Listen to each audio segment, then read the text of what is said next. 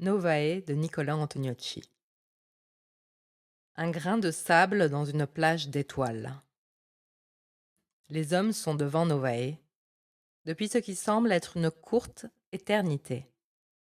La radio des astronautes émet maintenant en continu vers la planète Terre. Partout, soudain, sur notre sol, et simultanément, les aliens fleurissent.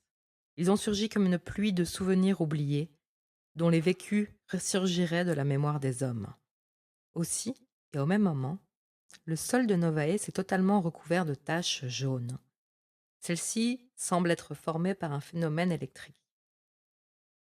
Allô la Terre! Allô! Ici les astronautes. Maintenant, Novae scintille. Je répète, Novae scintille. Pendant ce temps-là, sur Terre, soudain jaillissent dans nos villes, dans nos forêts, dans tous les coins de la planète, des objets anodins que le cerveau de l'homme a créés. Ils se matérialisent seuls, surgissant de la mémoire des hommes. Sortent au milieu des champs verts, des forêts de parapluies ouverts qui se balancent tendrement au gré du vent. Ils sont tous de toutes les couleurs artificielles. Ils sont parfois cassés et jetés dans des corbeilles d'acier où ils meurent lentement, comme des fleurs aux tiges brisées. Parmi eux, des Kleenex multicolores côtoient des stylos perdus aux plumes d'or. Jaillissent au milieu des rues des villes d'énormes poêles rouillés, aussi des chaises fantomatiques. Parfois, des lampions chinois éteints et recouverts de tissus rouges et dorés. Jaillissent en haut des montagnes, dans les sommets où l'air est rare, des débauches de camions étincelants. Ils entourent un cargo d'acier qui sait on ne sait comment enlisé à cet endroit. Ils gisent maintenant là, oubliés dans la couverture blanche de la neige éternelle de là-haut. Sur celle-ci, des formules mathématiques mélangées à des phrases uniques de poètes sont maintenant gravées pour l'éternité. Allô, allô Novae, ici la Terre. Que se passe-t-il là-haut? Allô?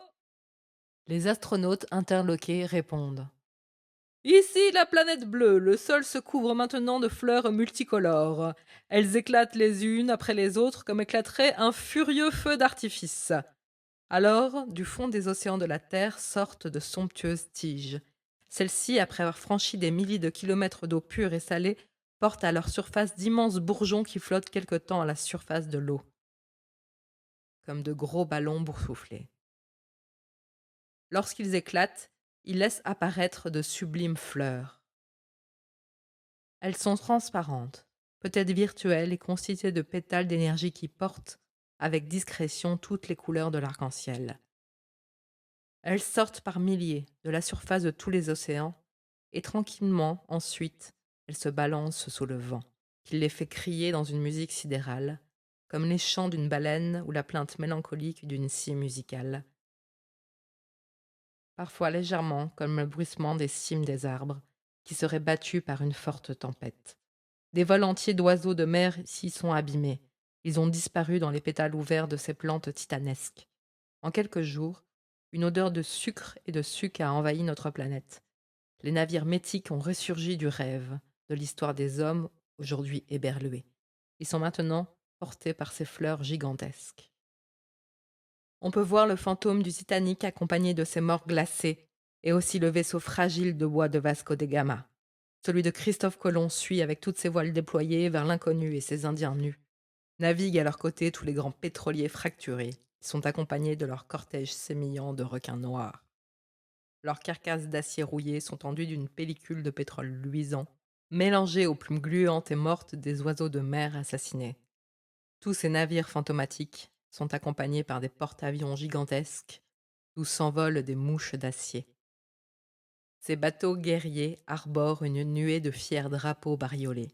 Ils flottent orgueilleusement sous la pression salée des vents marins qui par saccades les assaillent. Aussi surgissent des épaves de goélettes espagnoles qui, en émergeant pesamment du fond de l'eau, laissent couler des cascades de pièces d'or, comme des rêves jaunis. Peut-être pervertis, troublés par la lourdeur psychologique de ce métal nommé précieux. Tous les miroirs de la terre soudain se sont éteints.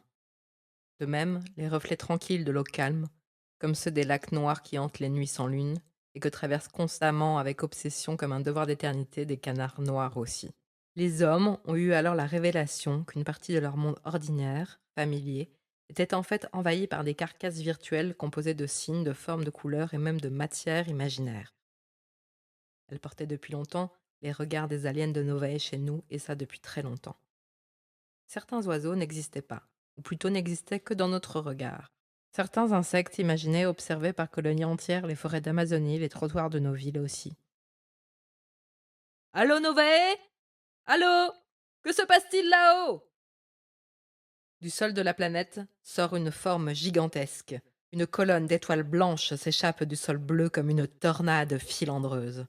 De cette forme jaillissante, nous apercevons maintenant les contours d'un objet qui surgit de cette vapeur de poussière stellaire. Avons-nous enfin établi le contact avec les aliens? La forme qui sort du nuage scintillant maintenant se précise. C'est un cylindre pur, comme une gigantesque canette d'aluminium qui sur Terre contiendrait du Coca-Cola. Voilà l'objet maintenant formé, la colonne d'énergie qui, comme un long cordon ombilical, semblait le retenir, s'est brisée. Il s'envole vers nous venant de la planète bleue. La canette, comme un gros ballon, se détache d'elle. Elle flotte quelque temps dans le ciel sidéral avant de s'arrêter à nos côtés, à seulement quelques centaines de mètres en dessous de notre vaisseau grotesque. Nous voyons à côté de lui un objet qui prend forme. Il se matérialise doucement, en s'épaississant, en se colorant, en s'opacissant. C'est un immense stylo à la plume dorée qui maintenant flotte à ses côtés. Il est bientôt rejoint par un camion étincelant qui vole incongru dans le ciel. Après un avion grotesque comme ceux des manèges d'enfants.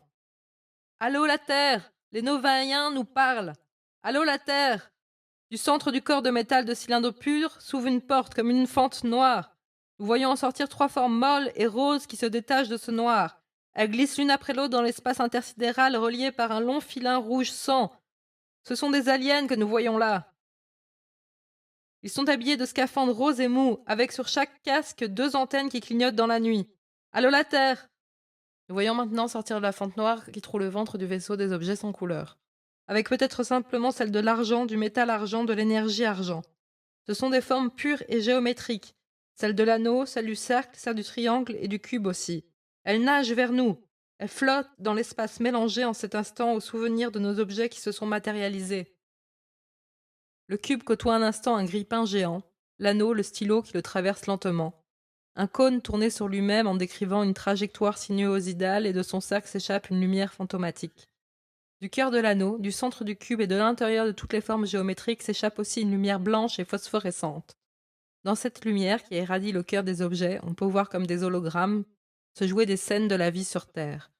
Certaines comme vues par les yeux d'un goéland qui planerait haut dans le ciel, d'autres étaient vues par le regard d'un rat, d'autres encore semblaient réfléchies par l'acier d'une canette de bière. Allô la Terre! 3 des formes pures se dirigent maintenant vers nous. Elles planent vers notre astronef entraînant derrière elles les lueurs de lumière blanche dans lesquelles nous apercevons se battre de minuscules silhouettes grises, aussi petites que d'insipides fourmis. Les aliens repartent dans leur vaisseau rose et bientôt disparaissent dans l'air bleuté de Novae.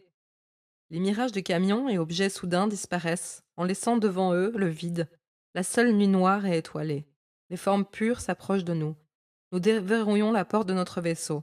Voilà, c'est fait, lentement il s'ouvre. Nous offrons à la mort possible ou à son alternative la vie, par la connaissance de l'autre, de l'inconnu, pourtant tant attendu. Les formes extraterrestres s'engouffrent l'une après l'autre dans les ventres terriens. Elles se dirigent seules dans les longs couloirs gravés, traversent la carcasse vide et se dirigent vers la chambre inutile où s'est déposé le livre du temps. Nous ouvrons cette porte close et entrons avec elle dans cet espace recouvert de marbre noir et blanc. Les formes entourent le livre et s'immobilisent. Lentement, la dernière page, le dernier dessin se complète. L'anneau, le cube et le cône y sont maintenant gravés.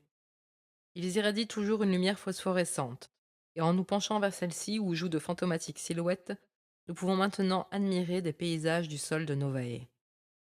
Des paysages de villes boursouflés par de gigantesques ruches d'acier, dans lesquelles se traînent des aliens rosés, parfois phosphorescents, au front orné par un œil bleuté. Aussi des paysages de campagne, où ils cultivent, dans de grands marécages et sous des chapeaux de forme conique, des algues filiformes. Allô la Terre! Voici le message que nous avons compris. Les Noviens observent notre planète depuis longtemps. Ce n'est qu'aujourd'hui, avec l'apparition dans leur ciel du vaisseau grotesque, qu'ils ont estimé que l'évolution de l'humanité était à présent suffisante, ils pouvaient se faire connaître. L'homme, grâce à son vaisseau grotesque et ses signes fous, a enfin atteint une puissance suffisante pour dialoguer avec d'autres formes de vie qui hantent les ténèbres de l'univers.